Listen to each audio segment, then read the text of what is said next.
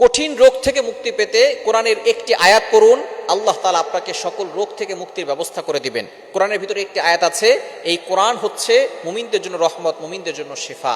আল্লাহ পাক রব্বুল আলামিন নিজে বলে দিয়েছেন, কোরআন খুলেন 15 নম্বর পারা 9 নম্বর পৃষ্ঠার 2 নম্বর লাইন, সূরা বানী ইসরাঈলের 82 নম্বর আয়াতে রব্বুল আলামিন বলেন, ওয়া নুনাজ্জিলু মিনাল কুরআনি মা হুয়া শিফাউন ওয়া রাহমাতুল লিল মুমিনিন।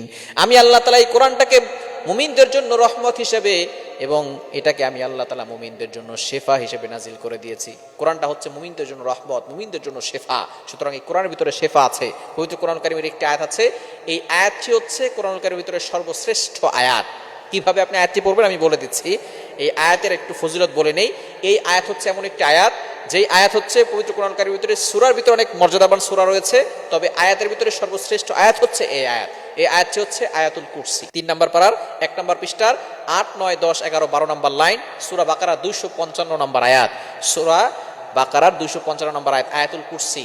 আপনি জটিল রোগে আক্রান্ত, কঠিন রোগে আক্রান্ত হয়েছেন, কোন ওষুধে কাজ হচ্ছে না, ডক্টররা নিষেধ করে দিয়েছেন, যদি ইয়াকিনের সাথে আপনি এই কোরআন থেকে উপকার পেতে চান, এই আয়াতুল কুরসি প্রথমে আপনি 3 বার দুরূদ শরীফ পড়বেন, এরপরে আপনি সূরা ফাতিহা 7 বার পড়বেন, আয়াতুল কুরসি 7 বার পড়বেন, এরপরে আপনি 3 বার দুরূদ শরীফ পড়ে পানিতে ফু দিয়ে ওই পানিটা খাবেন। আপনি ইয়াকিনের সাথে মাত্র 7 থেকে 14 দিন আমল করেন, অবশ্যই অবশ্যই আল্লাহ তাআলা আপনাকে কঠিন ও জটিল রোগ থেকে মুক্তির ব্যবস্থা করে দিবেন। যদি আপনার মৃত্যু না থাকে, আল্লাহ তাআলা আপনাকে সুস্থ করে দিবেন। আয়াতুল কুরসির ফজিলত এতটা বেশি, ক্যান্সারের রোগও ভালো হয়ে যাওয়ার সম্ভাবনা আছে যদি আল্লাহ পাক রব্বুল আলামিন বাঁচাতে চান। দুনিয়ার কেউ আপনাকে দুনিয়া থেকে বিদায় করতে পারবে না। এক ব্যক্তি তাকে লন্ডন থেকে পাঠিয়ে দিয়েছে বাংলাদেশে, যে আপনি বেশি দিন বাঁচবেন না, এবার বাড়িতে যান। এবার সে ইমাম সাহেবের কাছে গেছে, ইমাম সাহেব তাকে পানি পড়া দিয়েছে। পানি খাওয়ার পরে সে সম্পূর্ণরূপে সুস্থ হয়ে গেছে। সুবহানাল্লাহ বলতে পারলেন না? সুস্থ হয়ে যাওয়ার পরে সে যখন আবার ব্যাক করেছে, তখন সে আবার পানি পড়া নিয়ে গেছে। তখন তাকে জিজ্ঞেস করেছে যে আপনি কিভাবে সুস্থ হলেন, আপনাদের বাংলাদেশে কি কোনো মেডিসিন বের হয়েছে নাকি? বলে যে না, মেডিসিন বের হয় নাই, তবে আমি আমার মসজিদের ইমাম সাহেবের কাছ থেকে একটু পানি পড়া নিয়েছিলাম। এবার সে পানিটা চেয়েছে, পানিটা তারা রিসার্চ করে দেখে পানির ভিতরে ক্যান্সারের যত ধরনের ঔষধ দরকার সবই পানির ভিতরে আছে।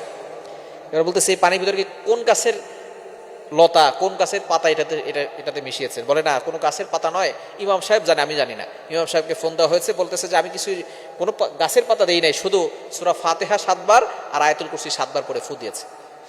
সুতরাং যদি আপনি আল্লাহর উপরে ভরসা রাখেন, ইয়াকিন থাকে, অবশ্যই এই কোরআন হচ্ছে জীবন্ত মুজিজা, আপনি এই কোরআন থেকে উপকার পেতে পারবেন। সুতরাং এই সূরা ফাতিহা আর আয়াতুল কুরসি জটিল ও কঠিন রোগ থেকে আপনাকে মুক্তির ব্যবস্থা করবে। 3 বার দুরূদ শরীফ পড়বেন, সূরা ফাতিহা 7 বার পড়বেন, আয়াতুল কুরসি 7 বার পড়ে আবার 3 বার দুরূদ শরীফ করে পানিতে ফু দিয়ে পানিটা খাবেন।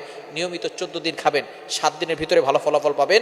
14 দিন যদি না হয় 14 দিন খাবেন ইনশাআল্লাহ, সকাল বিকাল খাবেন। আল্লাহ পাক রব্বুল আলামিন আপনাকে কঠিন ও জটিল রোগ থেকে মুক্তির ব্যবস্থা করবেন।